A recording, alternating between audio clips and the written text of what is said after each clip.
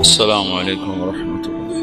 بسم اللہ الرحمن الرحیم، والصلاة والسلام علی رسولہ الکریم وعلی آلہ وصحبہ اجمعین۔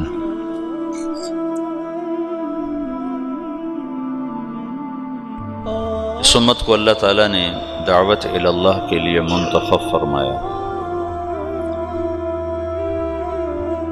دنیا دارالامتحان ہے، اللہ چاہتا تو نہ یہ سبق بھولتے نہ یہ صراط مستقیم سے ہٹتے، لیکن اللہ نے اسباب کے ساتھ اس جہان کو چلایا ہے، اور خیر اور شر دونوں قوتوں کو اللہ نے خود اتارا اور بنایا ہے۔ ایک شیطان کی طاقت ہے جس کا کام گمراہ کرنا ہے، اس کے مقابلے میں انبیاء کا پاکیزہ سلسلہ ہے جن کا کام ہدایت پھیلانا ہے۔ یہ دونوں میدان عمل میں ہیں، جس کی دعوت چلے گی اس کی بات چل جائے گی۔ تو جو قرن اول ہے، قرن اول سے مراد 100 سال نہیں ہے۔ خیر القرون قرنی ثم الذین یلونہم ثم الذین یلونہم، یہ 300 سال نہیں بنتے ہیں، اس سے کم ہیں، وہ لکھے ہوئے ہیں کتابوں میں، مجھے یاد نہیں ہے۔ 270 سال تمہارے شیخ کہہ رہے ہیں کہ وہ 270 برس بنتے ہیں رسول پاک صلی اللہ تعالی علیہ وسلم سے لے کر یہ بنو عباس کا دور آ جاتا ہے۔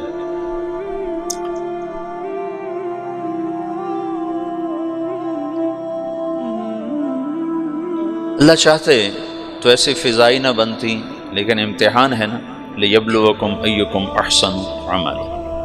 قرن اول میں آپس میں توڑ پھوڑ بھی ہوئی ہے، لیکن رنگ دعوت ہی کا غالب ہے۔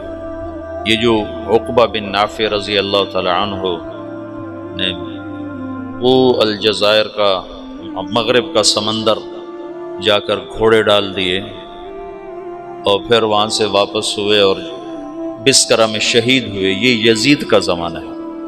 اس وقت یزید بن معاویہ رضی اللہ تعالی عنہ، یزید اس وقت حکمران تھا، وہ فاسق ہے، اور اس کے دور حکومت میں اسلامی تاریخ کا سب سے مظلومانہ واقعہ پیش آیا ہے، لیکن باہر کی فضا میں دعوت چل رہی ہے، اور ایک اجتماعی سوچ دعوت ہی کی ہے۔ آپس کی لڑائیاں اللہ کی حکمت بالغہ تھیں، انہیں روکا نہیں جا سکتا تھا۔ کل میں نے تمہیں جمل کا بتایا کہ صفین کی جنگ ہوئی، اس میں 70,000 آدمی، ان دونوں جنگوں میں 70,000 آدمی شہید ہوئے، 55,000 صفین میں اور 15,000 جمل میں، دونوں ملا کر 70۔ اور بعضے میں آتا ہے کہ صرف صفین میں طرفین سے 70,000 لوگ شہید ہوئے، 35,000 حضرت علی کی طرف سے اور 45,000 حضرت معاویہ رضی اللہ تعالی عنہ کی طرف سے شہید ہوئے۔ اور پھر بہرحال تقدیر کے فیصلے ہیں، بڑے بڑے نامور عمار بن یاسر اسی میں شہید ہوئے، عبید اللہ بن عمر رضی اللہ تعالیٰ عنہ یہ حضرت معاویہ کی طرف سے لڑتے ہوئے شہید ہوئے ہیں، حضرت عمر کے بیٹے۔ عمار بن یاسر اللہ کے حضرت علی کی طرف سے لڑتے ہوئے شہید ہوئے ہیں۔ ذوالقلاء الحمیری رضی اللہ عنہ، یہ ایک آدمی 1000 پہ بھاری تھے، 1000 پر۔ حضرت معاویہ رضی اللہ عنہ کی طرف سے لڑتے ہوئے شہید ہوئے۔ ہاشم المرقال رضی اللہ تعالی عنہ یہ حضرت علی کی طرف سے لڑتے ہوئے شہید ہوئے ہیں، یہ بھی 1000 پہ بھاری تھے۔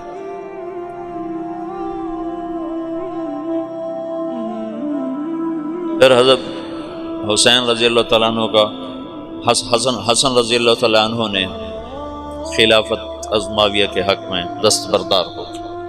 اللہ کے نبی نے فرمایا تھا، ابنی ھذا سید سیصلح بین فئتین عظیمتین من المسلمین، میرا یہ بیٹا سردار ہے، یہ عنقریب میری امت کے دو بڑے طبقات میں آپس میں صلح کرائے گا۔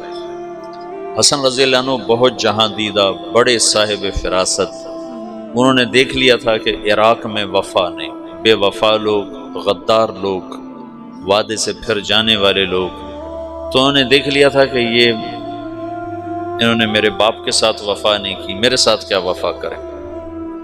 تو جب دونوں لشکر آمنے سامنے ہوئے، ادھر معاویہ رضی اللہ تعالیٰ عنہ کا، ادھر حضرت حسن کا، 80,000 حضرت حسن کے ساتھ تھے اور 60,000 حضرت معاویہ رضی اللہ عنہ کے ساتھ تھے، تو اس موقع پر حضرت معاویہ نے بھی کہا، ہائے اگر یہ آپس میں پھر لڑ گئے تو مسلمانوں کی حدود کی حفاظت کون کرے گا؟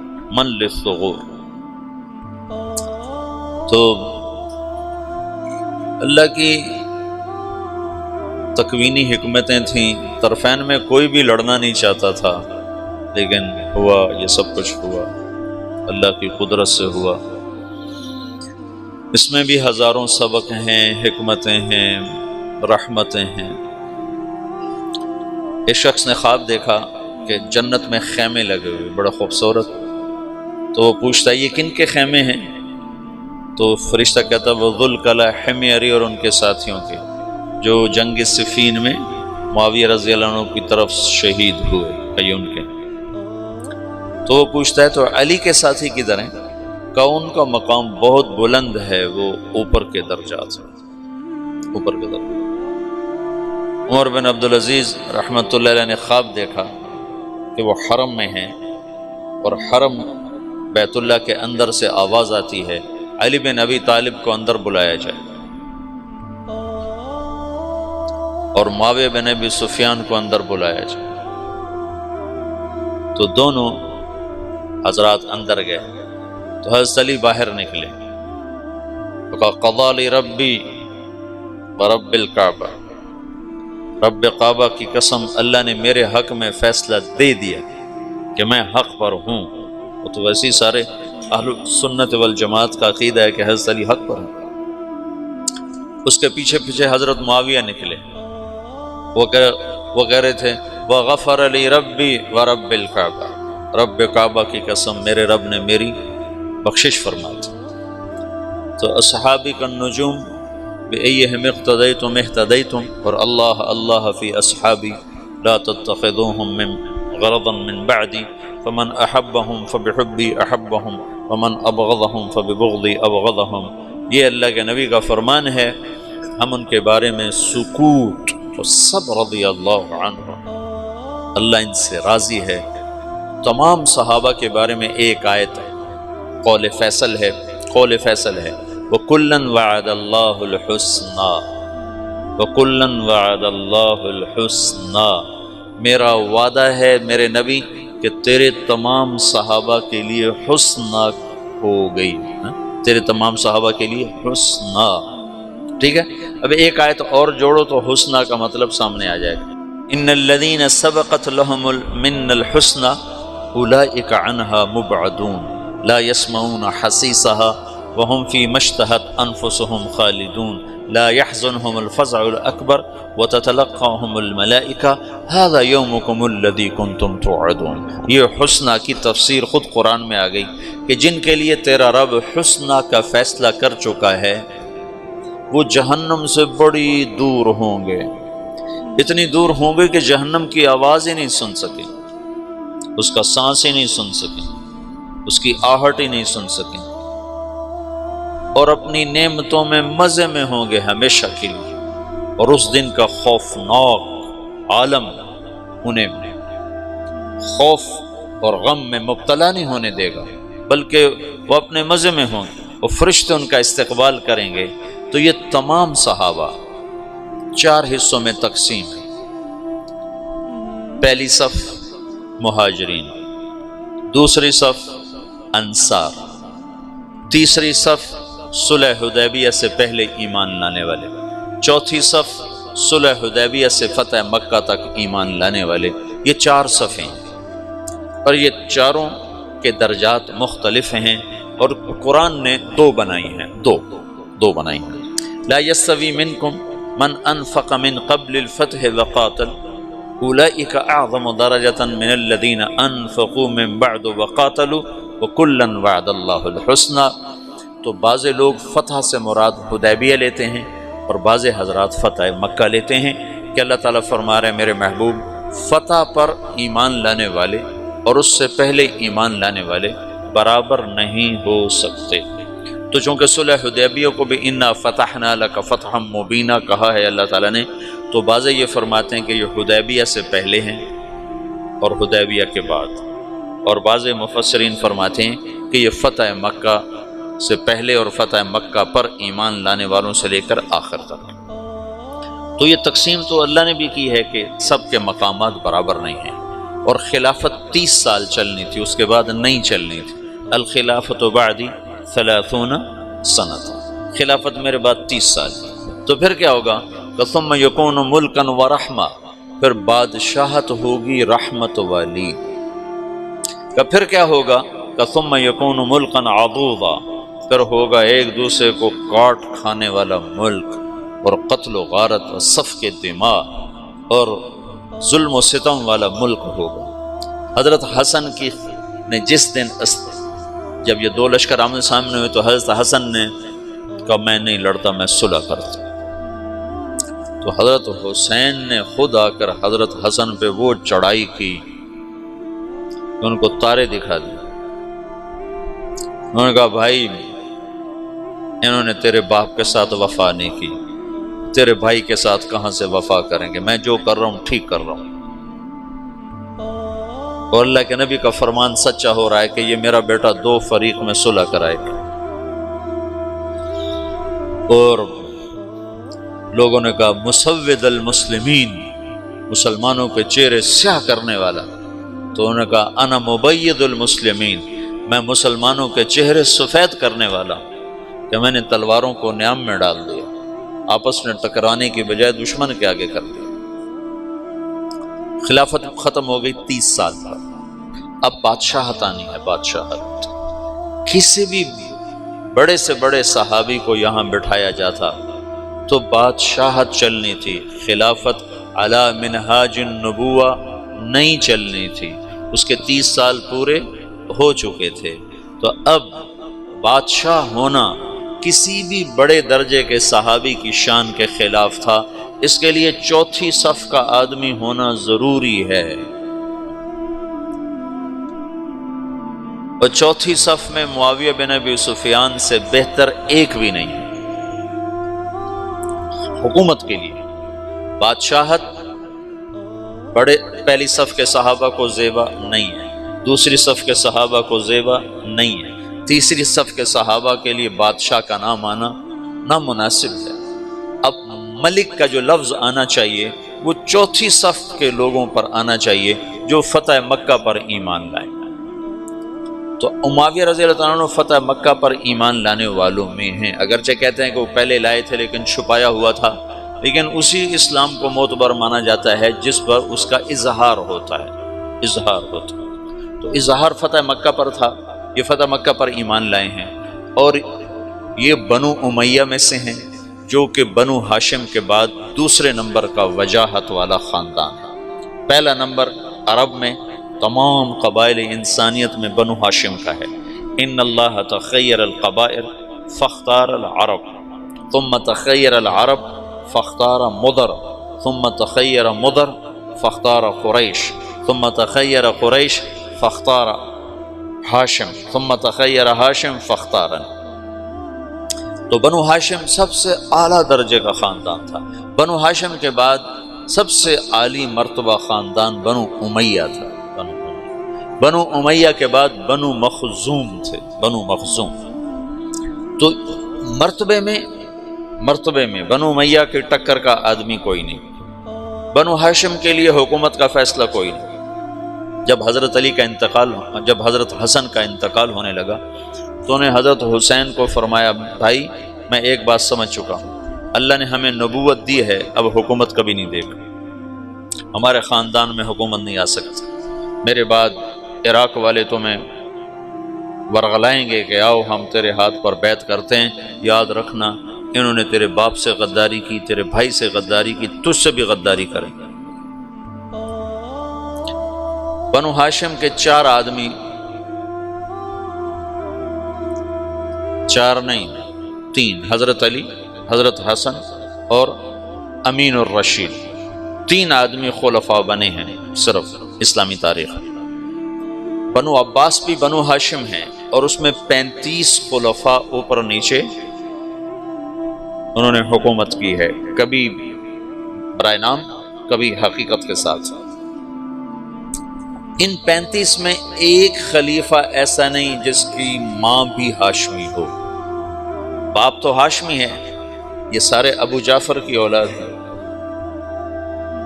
ابو جعفر 2 واسطوں سے حضرت عبداللہ بن عباس کا یہ پڑپوتا ہے، ابو جعفر منصور، سب حضرت عباس کی اولاد ہیں، بنو ہاشم ہیں۔ لیکن ان 35 میں صرف ایک شخص ہے، امین بن ہارون بن مہدی بن ابو جعفر بن علی بن عبداللہ بن عباس۔ اس کی ماں بھی ہاشمی ہے، اس کا باپ بھی ہاشمی ہے۔ اس کی ماں زبیدہ ہے جو بنو ہاشم میں سے ہے، اور اس کا باپ ہارون ہے جو بنو ہاشم میں سے ہے۔ اس کے علاوہ جتنے خلفاء ہیں یا باندیوں کی اولاد ہیں یا اور قبائل عرب کی وہ اولاد ہے۔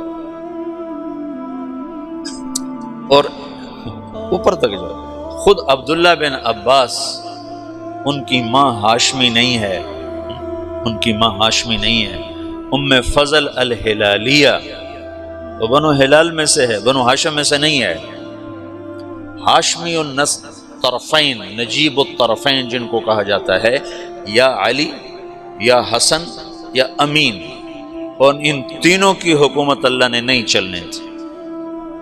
کل تمہیں بتایا تھا علی رضی اللہ عنہ داڑھی پکڑ کے کہتے تو کب رنگین ہوگی، متا تخذب حاضر۔ حضرت حسن نے 6 مہینے کے بعد خود ہی چھوڑ دی، اور امین کو اس کے بھائی مامون نے قتل کروا دی۔ 2 سال حکومت کی اور ختم۔ اور مامون الرشید باندی کا بیٹا تھا۔ تو بنو ہاشم کو حکومت نہیں ملنی تھی، کوئی حکمت ہے اللہ کی، جب نبوت دے دی تو نبوت کی شان کے خلاف ہے کہ نبیوں کی اولاد ظلم و ستم کرے اور تباہی بربادی کے نقشوں میں جائے، اور بادشاہت کے یہ لازمی خاصے ہیں۔ لہذا خالص ہاشمیوں کو الگ رکھا۔ خالص ہاشمیوں کے پاس دنیا شاید ہی کبھی آئی ہے۔ ایک دفعہ میں سوار ہوا عمرے کے لیے ٹیکسی پر، وہ جو وہ مسجد عائشہ سے عمرہ ہوتا، تو ایک بوڑھا منت تنعیم، تو مکے سے میں نے ٹیکسی کی اور تنعیم گیا۔ جاتے تو میں نے تعارف نہ کیا، وہاں اس کو ٹیکسی کو کھڑا کر دیتے ہیں، پھر واپسی پر اسی پر آتے ہیں۔ واپسی پر میں نے اس سے تعارف کیا، میں نے کہا تم کس قبیلے سے ہو؟ انہوں نے کہا انا من الاشراف۔ وہاں بنو ہاشم کو، سادات کو اشراف کہتے ہیں، ہمارے یہاں سید کہتے ہیں۔ تو میں نے اس کو اشراف کے فضائل سنانا شروع کر دیا، تو وہ اس کا روتے روتے برا حال ہو گیا۔ جب میں حرم اترا 50 ریال طے کیے تو انہوں نے کہا نہیں تم سے نہیں لوں، نہیں لیا اس نے۔ تو تم نے مجھے سنا دیا ہے بھائی، یہی میرا معاوضہ ہے، نہیں چاہیے، چھوڑ دے۔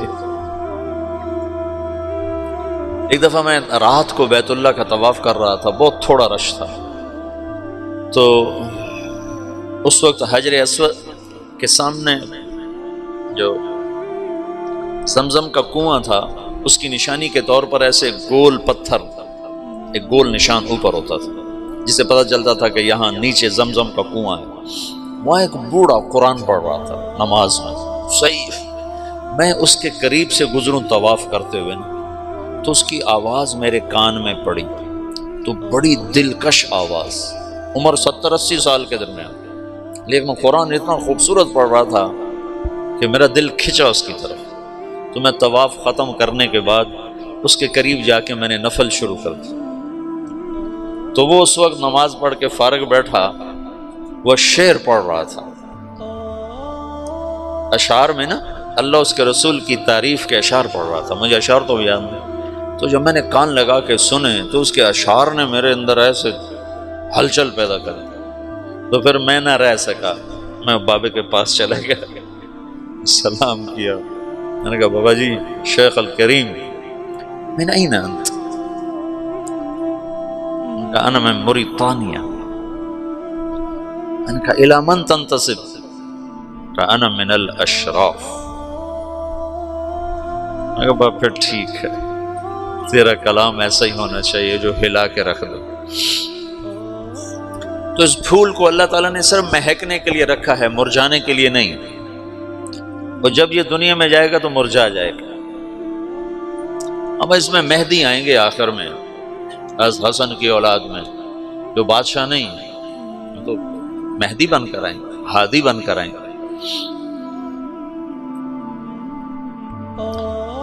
تو اب خلافت سے بادشاہت آ رہی ہے. بادشاہت کے لیے بڑے صحابی کا ہونا مناسب ہے. تو اللہ نے حضرت معاویہ کا انتخاب کیا جو بنو امیہ میں سے ہیں، اور بادشاہت کے لیے چوتھی صف میں سے ہیں، اور حکومت کی تربیت پا چکے ہیں 18 برس سے. یزید بن ابی سفیان کو حضرت عمر رضی اللہ تعالیٰ نے شام کا گورنر بنایا تھا، دمشق کا. جب ان کا انتقال ہوا تو ان کی جگہ معاویہ رضی اللہ عنہ کو کوئی 22 سال کی عمر میں بنا دیا تھا گورنر. تو ابو سفیان نے پوچھا کہ دمشق کا گورنر کس کو بنایا عمر؟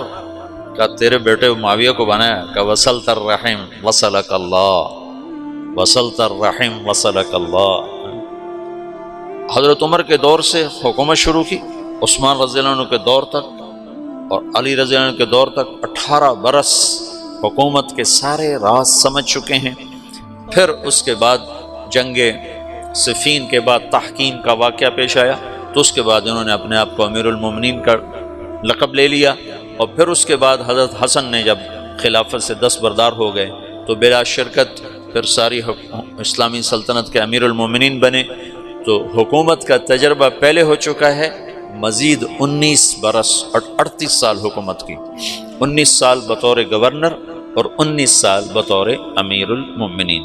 یہ پہلے بادشاہ ہیں، لیکن یہ بادشاہ ہیں رحمت والے. اور ایک حدیث میں تھا احلم امتی معاویہ، میری امت کا حلیم ترین آدمی ہے معاویہ بن ابی سفیان. وہ فرمایا کرتے تھے مجھے معاف کرنے میں اتنا مزہ آتا ہے، مجھے ڈر لگتا ہے کہ کہیں مجھے کل قیامت کے دن اس کا اجر ہی نہ ملے.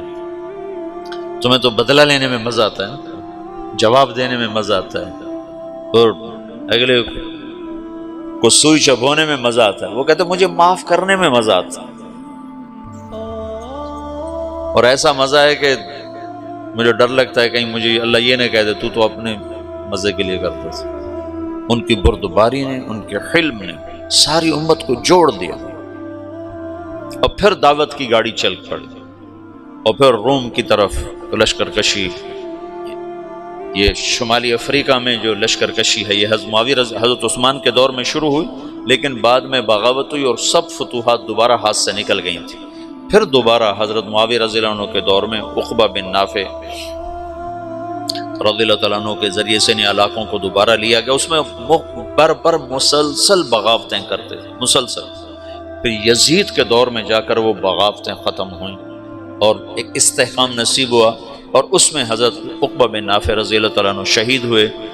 اور بسکرہ الجزائر میں ایک جگہ ہے، وہاں ان کی قبر بنی ہے. اور ابو لبابہ رضی اللہ عنہ آپ کے تیونس میں مدفون ہیں، ابو لبابہ رضی اللہ تعالیٰ عنہ. تو حسین رضی اللہ تعالیٰ عنہ کی یزید کے دور میں حسین کی شہادت کا واقعہ پیش ہے. معاویہ رضی اللہ تعالیٰ عنہ یزید کے استخلاف میں مخلص تھے کہ حکومت کے نام پر خون ریزی اور اہل لوگ ہیں نہیں، مجمع علیہ لوگ ہیں نہیں، متفقن علیہ لوگ ہیں نہیں. تو ان کو یہ خیال ہے کہ میں اپنی زندگی میں کسی کو خلیفہ بنا دوں تاکہ میرے بعد اختلاف نہ ہو. پر اللہ کی تقدیر کہ سب سے بڑا اختلاف ہی اسی کے دور میں ہوا. تو اتنا کہا لم یبقى الا ابنی و ابناؤہم و ابنی احق. اور بات یہ ہے کہ جب کوئی سیاسی طور پر طاقت پکڑتا ہے تو اس کا ایک مضبوط جتھا بن جاتا ہے، اس جتھے کی وابستگیاں ہو جاتی ہیں اس خاندان کے ساتھ، ان کو وہاں سے ہٹانا بڑا مشکل ہوتا ہے. میں تو تاریخ کو تبلیغ سے بڑا سمجھا ہوں حضرت مولانا انعام الحسن صاحب رحمۃ اللہ علیہ کا انتقال ہوا 1995 میں، تو میواتیوں کو بہت بڑا گروہ نظام الدین مرکز کے آگے ایک مسجد ہے، وہاں میں نے کئی نمازیں پڑھی ہوئی ہیں، وہاں مسلح ہو کے اکٹھے ہو گئے کہ اگر مولانا سعد کے علاوہ کسی اور کو امیر بنایا گیا تو ہم اسے قتل کر دیں گے۔ اور مولانا سعد صاحب بچے بالکل اس وقت،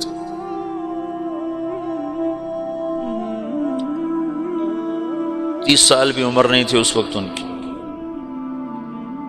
تو ہمدردیاں وابستہ ہو جاتی۔ اور ایک طبقہ مولانا زبیر صاحب کا ساتھی ہوگی کہ اگر مولانا زبیر صاحب کے علاوہ کسی اور کو امیر بنایا گیا تو ہم اس کو زندہ نہیں چھوڑیں گے۔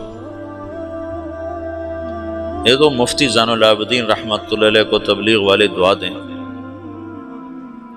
جو اس وقت ان کی صلاحیتیں کھل کر سامنے آئیں۔ وہ فتوے کے مفتی تو اتنے نہیں تھے کہ وہ بعد میں مطالعے کا موقع ہی ختم ہو گیا، شروع میں افتاء میں کام کیا تو اس سے مفتی کہلانے لگے، لیکن بعد میں تو ان کے سفر تھے، لیکن تبلیغ کا مفتی شاید ہی ماں نے ایسا جنا جس نے اتنے بڑے اختلاف کو ایسے جوڑا۔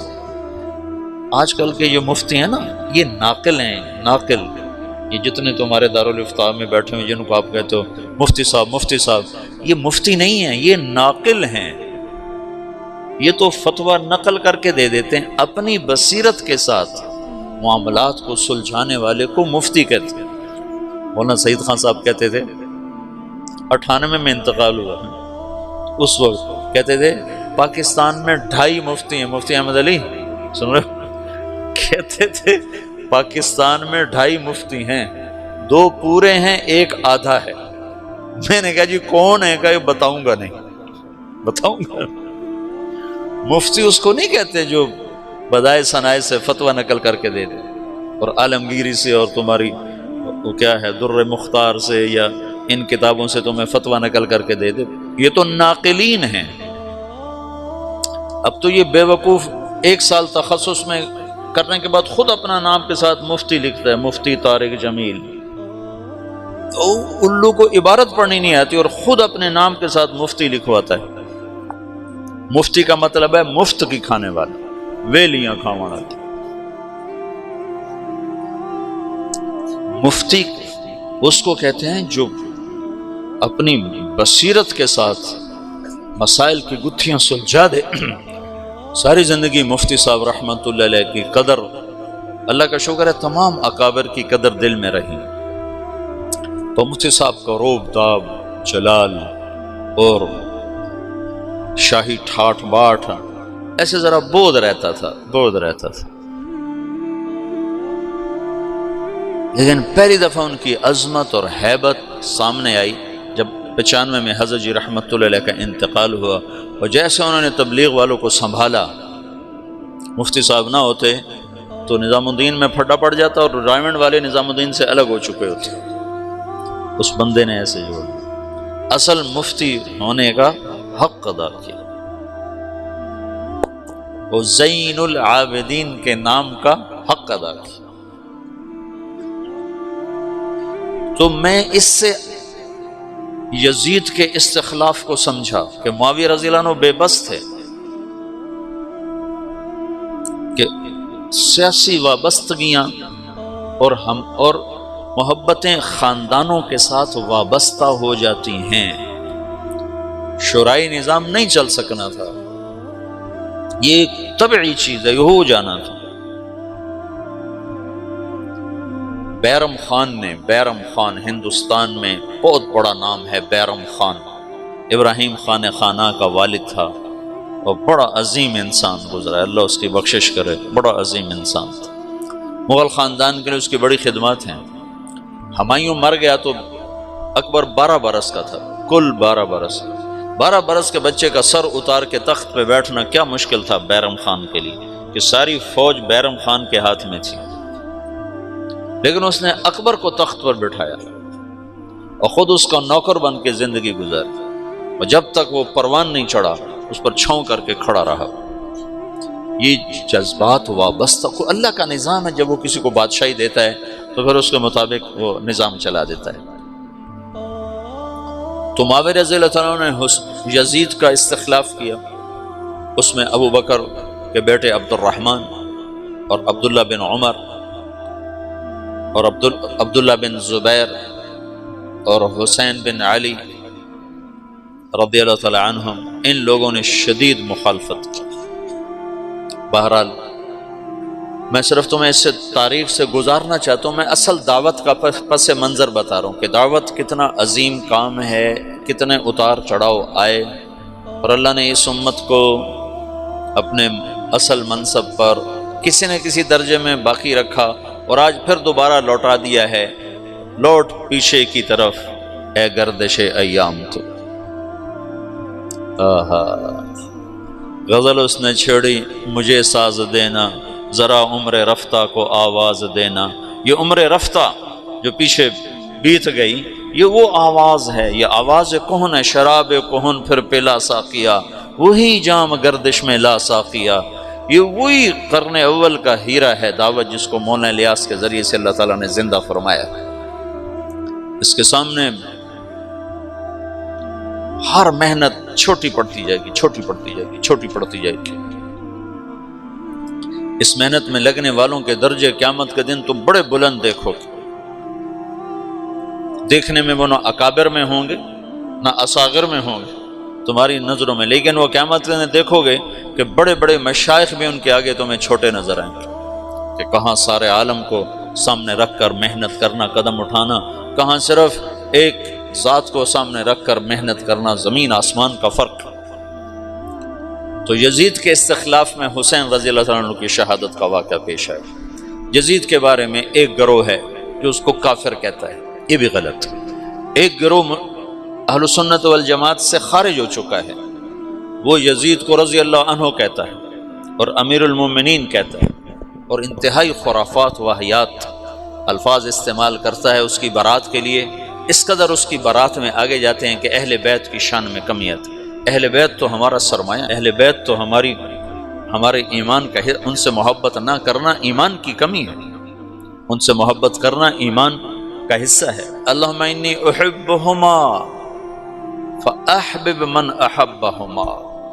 حسن حسین کے بارے میں اللہ کا نبی کہہ رہا ہے، یا اللہ جو ان سے پیار کرے تو بھی ان سے پیار فرما۔ تو افراط و تفریط تو ہلاکت۔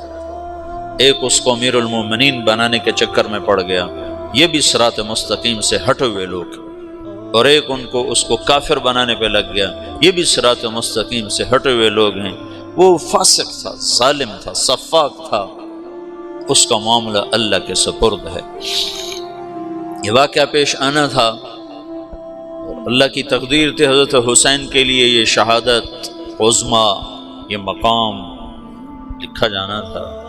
سر کربلا، سر کربلا اقبال کی ایک نظم ہے فارسی میں، کہیں ملے تو پڑھنا، بہت عالی شان۔ وہاں ایران میں ایک بہت بڑی بنائی گئی یادگار، تو اس میں ایک طرف تو ایران کے ایک بڑے نامور آدمی کا خطبہ ہے، اور دوسری طرف اقبال کی نظم ہے سر کربلا۔ تو علی شریعتی وہاں کے بڑے ادیب، بڑے عالم، بڑے شاعر، وہ وہاں اس کے افتتاح کے لیے آئے، تو انہوں نے دیکھا تو ادھر لکھا ہوا محمد اقبال سیالکوٹ۔ تو انہوں نے کہا تمہیں کسی ایران کے شاعر کا کلام نہیں ملا یہاں لٹکانے کے لیے، جو ایک ہندی کا کلام تم لکھ رہے ہو؟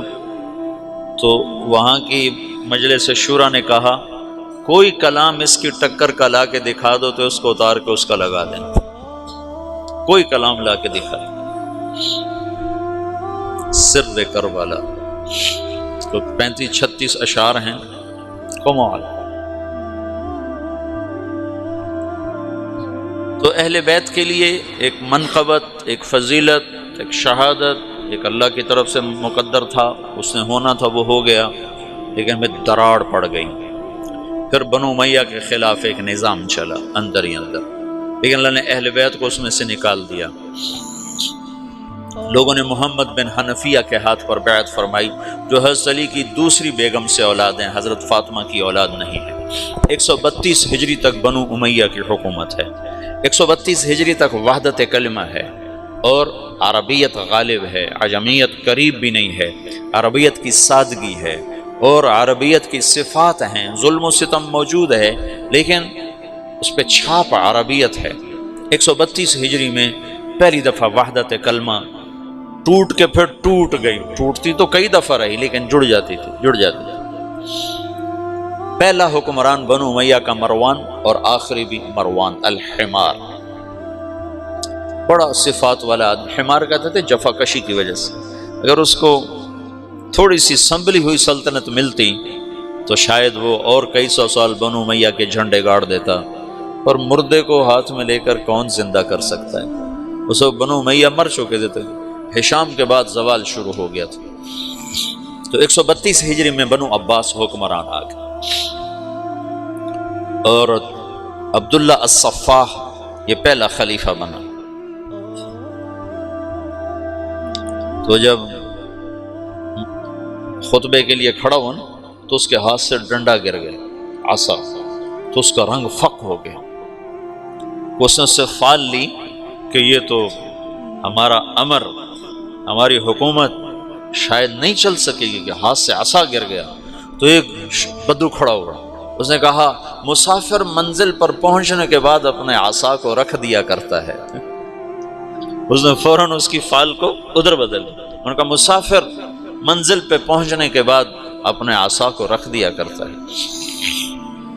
تو صفاح نے اس کو، صفاح کہتے بھی اس نے، صفاح خون بہانے والا، اس کا سالار تھا ابو مسلم خراسانی۔ حجاج نے 1,25,000 آدمی قتل کیے اور بنو امیہ کا تخت بچھایا، اور ابو مسلم خراسانی نے 7 لاکھ افراد قتل کیے اور بنو عباس کا تخت بچھایا۔ اور 5 سال کے بعد پہلا توڑ ہوا کہ اندلس کی حکومت الگ ہو گئی۔ اندلس میں ایک لڑکا نوجوان عبد الرحمن بن معاویہ بن ولید بن یزید بن عبد الملک بن مروان، یہ 20 برس کی عمر میں دھکے کھاتا یہ پہلے افریقہ میں پھرتا رہا، اندلس، الجزائر، مراکش سب بنو امیہ تھے۔ پھر یہ دریا پار کیا، سمندر پار کیا اور اندلس پہنچ گیا۔ وہاں اس کو بنو امیہ کے کچھ خیر خواہ مل گئے تو اس نے وہاں حکومت کی داغ بیڑ ڈالی، 600 آدمیوں کے ساتھ 20,000 کے لشکر کو شکست دی۔ بہت خوبصورت آدمی تھا، بڑا جواں مرد، بڑا جواں ہمت، بڑا عالی حوصلہ۔ جب وہ وہاں پہنچا تو اس کو ایک خوبصورت لڑکی پیش کی گئی، جاریہ، کنیز۔ کہنے لگا اس میں مشغول ہوتا ہوں تو اپنے مقصد کو بھولتا ہوں، اور مقصد میں لگتا ہوں تو اس کا حق ادا نہیں کر پاتا، تو میں اپنے مقصد پہ ہر شے قربان کر سکتا ہوں، مقصد کو نہیں قربان کر سکتا۔ جب اللہ مجھے میرا کھویا ہوا مقام دے دے گا تو ایسی باندیاں اور بہت مل جائیں گی۔ تو اس نے اس کو نہیں قبول کیا، تو صرف 600 کے ساتھ 20,000 کے لشکر کو شکست دے کر بنو امیہ کی داغ بیل ڈالی، اور پھر 350 سال بنو امیہ نے اندلس پر حکومت کی بڑی شان و شوکت کے ساتھ۔ پھر اس کو ختم کیا ابو عامر، ایک یمنی نوجوان تھا۔ وہ مردے کو مارنا کون سا مشکل کام ہوتا ہے، ہر حکومت ایک حد تک چلتی ہے پھر زوال کا شکار ہوتی ہے۔ تو امت 2 حصوں میں تقسیم ہوئی 137 ہجری میں جب بنو امیہ الگ ہو۔ پھر اس کے بعد 232 ہجری میں جا کر متوکل قتل ہوا اور اس کا بیٹا متنصر حاکم بنا، تو ترکوں کا غلبہ ہو گیا، ترک غالب آئے۔ ترکوں نے عباسی خلفاء کو کھلونا بنایا تھا، اور 3 صدی میں اسماعیلیہ کی تحریک چلی، اور انہوں نے مشرقی اپنا شمالی افریقہ جو بلاد عرب جہاں علم تھوڑا تھا، بربر تھے اور علم کی کمی تھی، وہاں اسماعیلی شیعہ کے دعات پہنچے اور انہوں نے وہاں اسماعیلی سلطنت کے لیے فضا مہیا کی، اور پھر وہاں المہدیہ پہلا شہر بسایا۔ وہ میں پہلے سمجھتا تھا الجزائر میں ہے، رات تمہارے شیخ نے بتایا کہ وہ تونس میں ہے۔ الجزائر قریب من الجزائر، ہاں انہوں نے المہدیہ کو دارالحکومت بنایا۔ پھر اس کا سردار تھا جوہر اس نے مصر فتح کیا، اس کے بعد پھر یہ اسماعیلی سلطنت منتقل ہو گئی مصر میں، تو اسلامی سلطنت 3 حصوں میں تقسیم ہو گئی، ایک بنو عباس، ایک اسماعیلی شیعہ اور ایک بنو امیہ، اس طرح یہ ٹکڑوں میں تقسیم ہو گئے۔ پھر اس کے بعد مراکش الگ ہو گیا، وہاں حکومت قائم ہو گئی موحدین کی، پھر مرابطین کی، پھر اس طرح وہ آگے تقسیم در تقسیم چلتے چلے گئے۔ پھر بنو عباس 232 سے 334 تک ترکوں کا غلبہ ہے اور کوٹ پتلی ہیں، پھر 334 سے لے کر 446 تک خالص شیعہ حکمران قابض ہو گئے اور بنو عباس پر شیعہ غالب آ گئے۔ تو یہ 334 سے 446 تک ادھر اس نسلی شیعہ حکمران ہیں، اور ادھر مصر اور شام کے بہت سے علاقے اور سارا شمالی افریقہ اور حجاز کا بہت سا علاقہ، بلکہ خود حرمین شریفین یہ اسماعیلی شیعہ کے قبضے میں ہیں، پوری اسلامی سلطنت شیعوں کے قبضے میں۔ 416 ہجری میں سلطان محمود غزنوی کا انتقال ہوا ہے، اس نے 5ویں صدی کے آخر میں ہندوستان پہ حملے کیے اور یہاں راہ ہموار کی۔ پھر شہاب الدین غوری نے یہاں اسلامی سلطنت کی بنیاد رکھی۔ یہ ایک سلطنت مضبوط تھی اہل السنہ والجماعہ کی، جو خاندان غلامہ کہلاتی ہے۔ تو اب یہ شیرازہ بکھرا ہے، اور دعوت اللہ وہ اجتماعی شکل سے نکل کر انفرادی ہو گئی، افراد دعوت دینے والے بنے افراد، اور جو سرداران تھے وہ سارے کے سارے حکومتوں میں پھنس گئے، اور بنو عباس پہ عربی رنگ مٹ گیا، عجمی رنگ غالب آ گیا، اور عجمیت کا مکر، فریب، بدعہدی، نقض عہد، بے وفائیاں، غداریاں، یہ سب عیب بنو عباس میں شامل ہوئے، جو بنو امیہ میں برائے نام تھے، بہت کم تھے، برائے نام تھے، اور ان میں بہت صف کے دماء دونوں، بنو عباس نے بھی خون بہایا، بنو امیہ نے بھی خون بہایا، بنو امیہ نے اہل بیت کا خون بہایا، بنو عباس نے اہل بیت کا خون بہایا۔ ہارون رشید کے جیل میں امام موسیٰ کاظم کا انتقال ہوا، جیل میں، یہ رہتے تھے مدینہ میں۔ ہارون رشید آیا وہاں مسجد، تو اس نے سلام پڑھا، السلام علیک یا ابن عم، تو امام موسیٰ کاظم نے کہا السلام علیک یا ابتا، وہ تو ہارون تو وٹ کھا گیا، سمجھو نا فرق، سمجھو نا، وہ تو عالم سے ہے نا، انہوں نے کہا السلام علیک یا ابتا، انہوں نے کہا السلام علیک یا ابن عم، انہوں نے کہا السلام علیک یا ابتا، تو وٹ کھا گیا، انہوں کو پکڑ کے قید میں ڈال دیا، اور قید میں ہی انتقال ہوا۔ اور متوکل انتہائی بغض رکھتا تھا اہل بیت سے، ابو جعفر منصور نے قتل کروایا، وہ تو یزید بدنام ہو گیا، ورنہ ابو جعفر منصور نے بھی اہل بیت کا خون بہایا ہے۔ امام موسیٰ کاظم نے خط لکھا ہارون رشید کو نا جیل سے، لا ينقضی عنی یوم من البلاء الا انقضى عنك یوم من الرخاء حتى نفضی الى یوم لیس له الانقضاء۔ ہارون کانپ گیا تھا یہ خط پڑھ کے، زلزلہ آ گیا تھا کہ جیسے جیسے میرے شدت کے دن کٹ رہے ہیں، تیری راحت کے دن کٹ رہے ہیں، پھر ایک دن وہ آئے گا جس میں تو اور میں اکٹھے ہوں گے، اور وہ دن کٹنے کے لیے نہیں آئے گا، ٹکنے کے لیے آئے گا، پھر اس دن تیرا میرا فیصلہ ہوگا۔ یہ مطلب تھا۔ 656 ہجری میں عباسی سلطنت پہ رندہ پھیر دیا، ہلاکوں کے لشکر، اور بغداد کو 15 لاکھ آدمی ذبح کر دیا، دریا دجلہ کا پانی سرخ ہو گیا۔ 658 ہجری میں اللہ تعالیٰ نے مصریوں کو کھڑا کیا، رکن بائی برس، ترک جو ہے نا یہ خیر العجم ہے، عرب تو خیر القبائل ہے نا، لیکن ترک خیر العجم، عجم میں سب سے بہترین قبیلہ ترک ہے، انہوں نے عربوں کے بعد اگر دین کی خدمت کی ہے تو ترکوں نے کی۔ عرب تو اپنی سابقیت کی وجہ سے سبقت لے گئے، لیکن عربوں کے بعد اگر اس دین کو پانی دیا ہے تو ترکوں نے دیا۔ ہندوستان میں ترکوں نے حکومت کی اور تاتاریوں کو عبرتناک شکستیں دیں ہندوستان کے بادشاہوں۔ ملک مظفر علاؤ الدین خلجی کا سالار تھا، تاتاری اس کا نام سن پر وحشت لرزے طاری ہو جاتا، شہید ہوا تھا۔ 5 مسلسل جنگوں میں ملک مظفر نے ترکوں تاتاریوں کو شکست دی اور 5ویں جنگ میں شہید ہو گیا تھا۔ کسی تاتاری کا گھوڑا پانی نہیں پیتا تھا تو وہ کہتا تھا تو نے ملک مظفر کو تو نہیں دیکھ لیا، اتنا روب تھا۔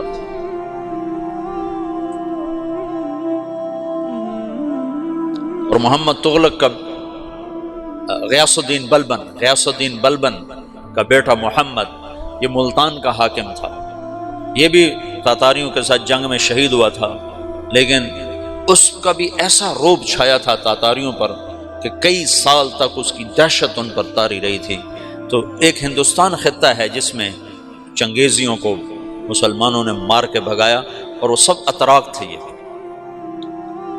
غلاموں نے غیاث الدین بلبن جو تھا نا، غیاث الدین بلبن، یہ التمش کے سامنے پیش ہوا، غلام خریدے جا رہے تھے تو 20 غلاموں کی کھیپ آئی، تو التمش نے 19 خرید لیے، اس کو رد کر دیا۔ یہ قد کا چھوٹا اور رنگ کا ایسا ہی تھا، ماٹھا۔ ترک تو خوبصورت ہوتے ہیں۔ تو غیاث الدین بلبن نے کہا التمش سے، ان کو کس لیے خریدا ہے؟ تو التمش نے کہا اپنے لیے۔ تو اس نے کہا مجھے اللہ کے لیے خرید لو۔ تو التمش کو یہ بات بڑی پسند ہے، انہوں نے کہا ہاں بھائی اس کو بھی خرید لو۔ وہی جو زبردستی خریدا تھا، وہ چند سال کے بعد غیاث الدین بلبن کے نام سے پورے ہندوستان کا بادشاہ بنا۔ بڑی ہیبت سے حکومت کی، بڑے انصاف و عدل کے ساتھ حکومت کی۔ تو اسلامی سلطنت کا شیرازہ ایسے بکھر گیا، تو اس میں سے جو دعوت تھی وہ نکل گئی۔ ہاں، چونکہ دین کو قیامت تک باقی رکھنا تھا تو افراد آتے رہے، افراد آتے رہے۔ پھر اللہ تبارک و تعالیٰ نے رخ بدلا اور ترکوں کو جو 446 میں آ کر شیعوں کی حکومت کو ختم کیا تغرل بیگ سلجوکی نے۔ سلجوک مسلمان ہوئے تھے محمود غزنوی کے دور میں، سلجوک ان کے بڑے کا نام تھا۔ تو ایک دفعہ محمود غزنوی نے سلجوک سے پوچھا اگر مجھے تیری مدد کی ضرورت ہو تو کتنے آدمی پیش کر سکتے ہو؟ تو اس نے ایک تیر دیا، کہا یہ ایک تیر ہے میرا، کسی کو یہ تیر بھیج کر میرے علاقے میں بھیج دو تو چند گھنٹوں میں 1,00,000 تلواریں تیرا پہرا دینے کے لیے تیار ہوں گی، میرے پاس اتنی طاقت ہے۔ تو یہ سلجوک کی نسل میں تھا تغرل بیگ۔ اللہ تعالیٰ نے جب عرب زوال کا شکار ہو گئے اور ضعف کا شکار ہو گئے، جیسے بڑھاپے کا کوئی علاج نہیں، جب قوموں پہ زوال آتا ہے تو اس کا بھی کوئی علاج نہیں، پھر اور قوم کو جگہ ملتی ہے۔ جیسے بڑھاپا ایک فرد پہ آتا ہے، ایسے بڑھاپا قوم پہ آتا ہے۔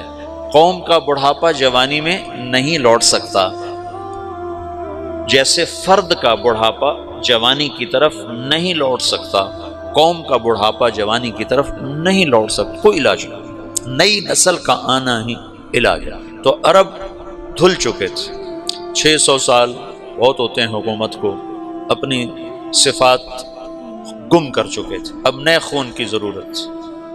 تغرل بیگ پہلا شخص تھا جس نے آ کر اہل سنت والجماعت کو استحکام بخشا، شیعوں کی حکومت کو ختم کیا، بغداد سے، شام سے، ان سارے علاقوں سے۔ صلاح الدین ایوبی نے اسماعیلی شیعہ کی حکومت کو ختم کیا، مصر۔ العاضد ان کا آخری خلیفہ تھا۔ صلاح الدین ایوبی نور الدین زنگی رحمۃ اللہ علیہ کا پروردہ تھا، اس کا دوست تھا، اس کے دوست بھی تھا، بچہ بھی تھا، اس کے سامنے زیادہ لکھنے پڑھنے کا شوق تھا۔ پھر اللہ تعالیٰ نے اس سے کام لیا اور اس کو مصر کا گورنر بنا کے بھیجا، مصر کی مدد کے لیے بھیجا۔ تو وہاں اس نے صلاح الدین ایوبی نے وہاں ختم کیا، تغرل بیگ نے یہاں ختم کیا۔ تو پھر سلجوک جو تھے نا یہ اقتدار میں آئے، ادھر ختم ہو گئی سلطنت بنو عباس کی، مصر ایک چھوٹی سی ترکوں کی سلطنت۔ تو اللہ تعالیٰ پھر مرکزیت کے لیے ایک نظام چلایا، دو لشکر آپس میں لڑ رہے ہیں ایک میدان میں. ایک جنگلی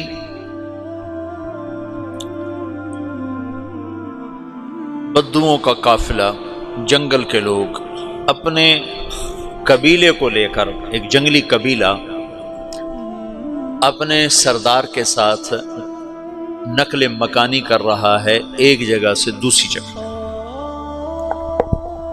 اللہ کا نظام کہ یہ لوگ چلتے چلتے چلتے اس وادی میں پہنچ گئے جہاں جنگ ہو رہی ہے، دو لشکر آپس میں لڑ رہے ہیں. جب یہ وہاں پہنچتے ہیں تو ایک لشکر کے قدم اکھڑ رہے ہیں اور دوسرا غالب آ رہا ہے. ان کو نہیں پتا شکست کھانے والے کون ہیں اور فتح پانے والے کون ہیں، ان کو نہیں پتا. اس جنگلی قبیلے کے سردار کا نام بھی تغرل ہے. تغرل. تو یہ سردار کہتا ہے جو شکست کھا رہے ہیں ان کی مدد کرو. کچھ پتہ نہیں کون ہے. کہتا جو شکست کھا رہے ہیں ان کی مدد کرو. تو 400 وحشی جنگلیوں نے فاتح لشکر کے پیچھے حملہ کر دیا. وہ تو ایک کافی ہوتا تھا، 400 دوڑ دوڑ جب تلواریں پڑیں تو چند لمحوں میں نقشہ بدل گیا. بھاگنے والے جم گئے اور جمنے والے بھاگ پڑے. جب جنگ ختم ہوئی تو شکست خوردہ لشکر کے بادشاہ نے ان کو بلایا. اسے پوچھتا ہے مجھے جانتے ہو میں کون ہوں؟ کہا نہیں. کہا تو تم نے میری مدد کیوں کی؟ کہا انسانی ہمدردی کی وجہ سے. تمہیں شکست ہو رہی تھی اس لیے تمہاری مدد کی. پھر اس نے اپنا تعارف کرایا، میں ہوں سلیمان سلجوقی، ترکی کا بادشاہ. مسلمانوں کا لشکر تھا اور تاتاریوں سے شکست کھا رہا تھا. تاتاری فتح پا رہے تھے، مسلمان شکست کھا رہے تھے. تو وہ اللہ کی غیبی مدد بن کر آئے. تو وہ اس سے کہتا ہے میرے ساتھ رہنا پسند کرو گے؟ تم نے میرے اوپر احسان کیا ہے، میں اس کا بدلہ دینا چاہتا ہوں، میرے ساتھ رہنا پسند کرو گے؟ کہنے کا کر لوں گا. تو اس کو لے کر ترکی آیا اور استنبول اس وقت روم کی حکومت میں تھا. اس سے فتح کیا اس تغرل کے آگے چوتھے پانچویں پڑپوتے محمد فاتح نے. تو یہ استنبول ہے، یہ ترکی ہے، بیچ میں ایک چھوٹا سمندر ہے، یہاں ایک جاگیر ہے. تو سلطان سلیمان کہتا ہے یہ جاگیر تجھے وقف ہے، ادھر سے رومی مجھے تنگ کرتے ہیں حملے کر کر کے، تو میرا دفاع کرتے رہنا، یہ جاگیر تیری. اس جاگیر پہ اس نے اپنے قافلے کو آباد کر دیا، اپنے قبیلے کو، اور ایک چھوٹی سی حکومت بنا لی جو ایک صوبہ سمجھو سلمان سلجوقی کا، وہ ایک چھوٹا سا صوبہ ہے. وہاں جب یہ رہ پڑا تو پھر یہ ایک شیخ کے بیت ہوتا ہے، وہاں شیخ طریقت ہے، ان کے یہ بیت ہونے جاتا ہے. وہ اس کو رات اپنے پاس ٹھہراتا ہے. تو ایک کمرے میں ان کو ان کا خادم ٹھہراتا ہے.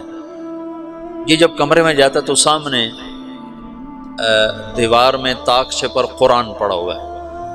تو یہ تغرل بیگ کہتا ہے یہ کیا ہے، یہ کیا ہے؟ تو وہ خادم کہتا ہے یہ کتاب اللہ ہے، قرآن ہے. اچھا. وہ اس کو وہاں چھوڑ کے باہر چلا جاتا ہے. وہ دیہاتی آدمی، جنگل کا رہنے والا، پہلی دفعہ زندگی میں قرآن دیکھا. وہ کہتا ہے یہ قرآن ہے، اللہ کی کتاب ہے، میں اللہ کی کتاب کے سامنے سو جاؤں، کتنی بے ادبی ہے. تو اس نے ایسے قرآن اٹھایا اور سر پہ رکھ لیا اور کھڑا ہو گیا. ساری رات قرآن سر پہ رکھ کے کھڑا رہا.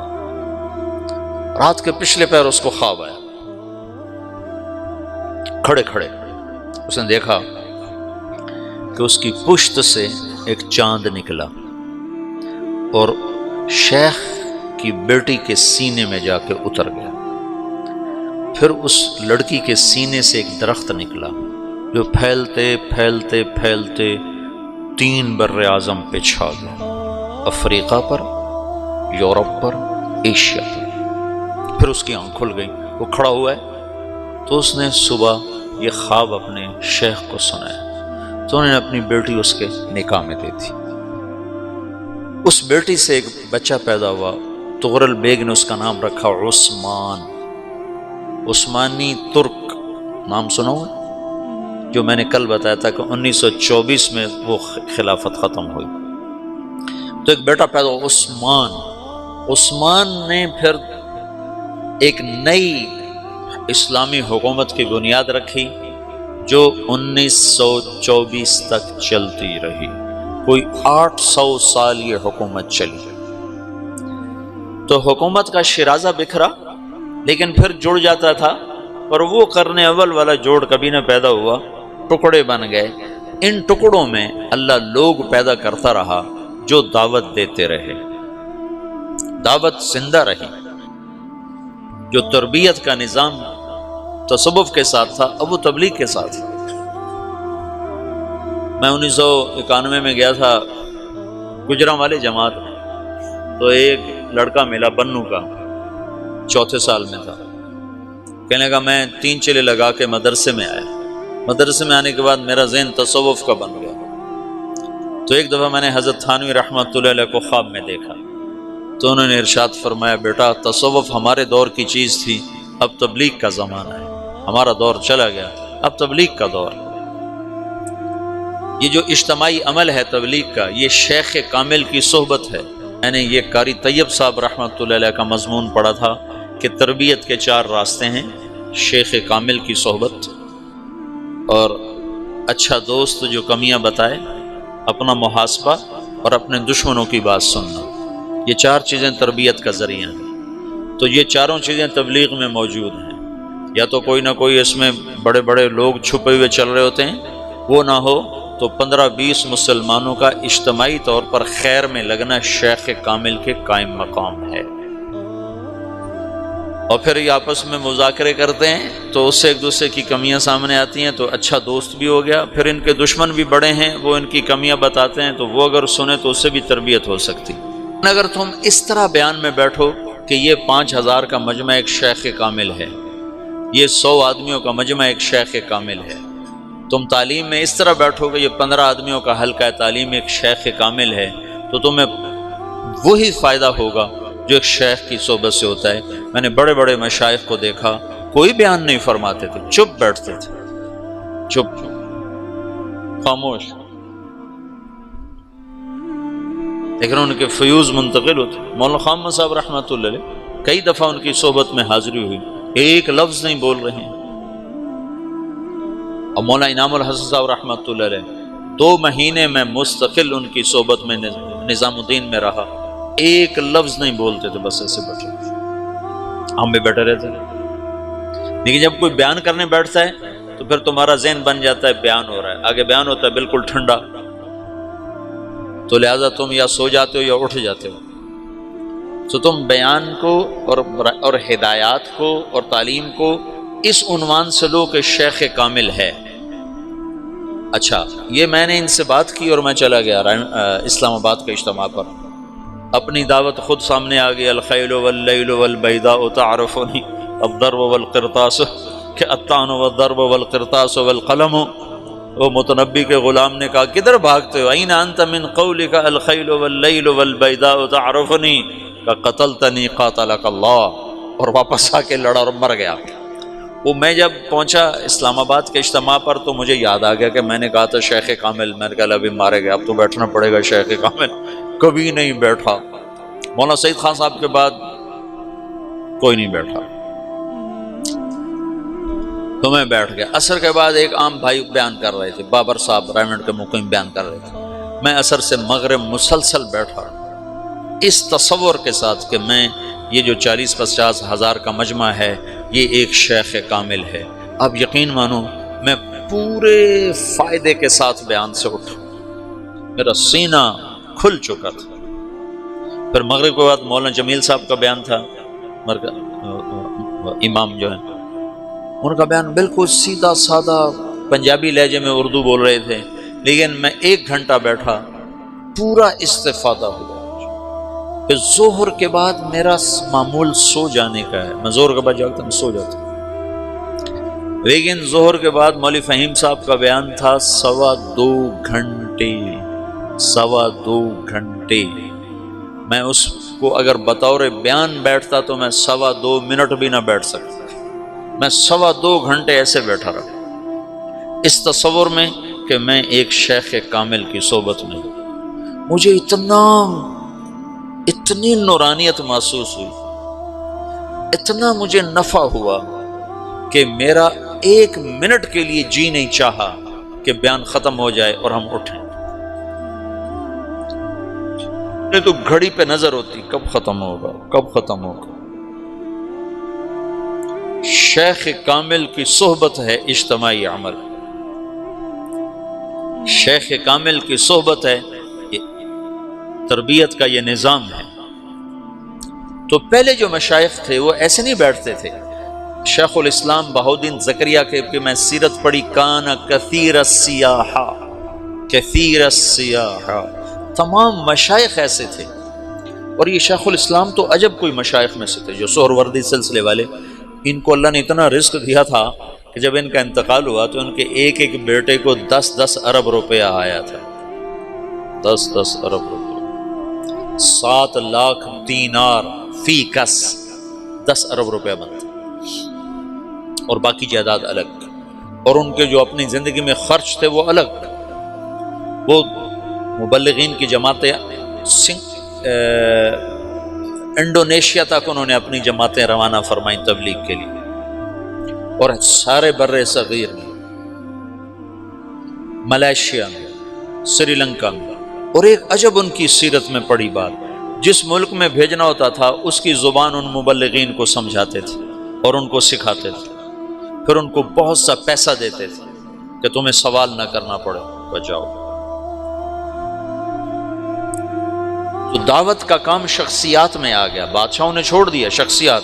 صرف ہندوستان کی تاریخ میں ایک بادشاہ گزرا ہے جس نے دعوت کی سرپرستی کی، وہ محمد تغلق، اور وہ ویسے خر دماغ تھا، چھوٹی چھوٹی باتوں پہ قتل کر دیتا تھا۔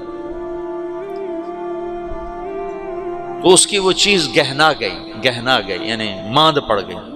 لیکن ایک بادشاہ ہے محمد تغلق جس نے دعوت کی محنت کو میدان بنایا اور کہا کہ جاؤ ہندوؤں کو دعوت دو۔ تو دعوت اللہ ختم نہیں ہوئی، اجتماعی شکل ختم ہوئی اور منتقل ہو گئی افراد میں، مشائخ میں، علماء میں، واعظین میں۔ ابن جوزی کے ہاتھ پر 20,000 لوگ مسلمان ہوئے، 1 لاکھ لوگ طائب ہوئے۔ امام احمد بن حنبل رحمۃ اللہ علیہ کے جنازے کو دیکھ کر 20,000 غیر مسلموں نے کلمہ پڑھ لیا تھا کہ یہ مر کے ایسا ہر دل عزیز ہے۔ تو یہ ایک مختصر سا خاکہ میں نے تمہیں بتایا ہے، مختصر سی تاریخ تمہیں بتائی ہے کہ قرن اول سے آج تک کس طرح امت بٹ گئی، تقسیم ہو گئی، اور دعوت کی روح مر گئی، افراد میں زندہ رہی، ان کی برکت سے آج بھی دین باقی ہے۔ علماء، اہل اللہ اور صالحین اور واعظین جنہوں نے اپنے دھن میں اللہ کی بات کو پہنچایا بھی صحیح، سنایا بھی صحیح، اور تمام بلاد میں، افریقہ میں، یورپ میں، ایشیا میں، ہر ملک میں اللہ نے ایسے لوگ پیدا فرمائے جو ٹکر لیتے رہے۔ پھر یہ نیا دور آیا اور یہ تبلیغ کا کام شروع ہوا، یہ انشاءاللہ کل سے پھر اس کو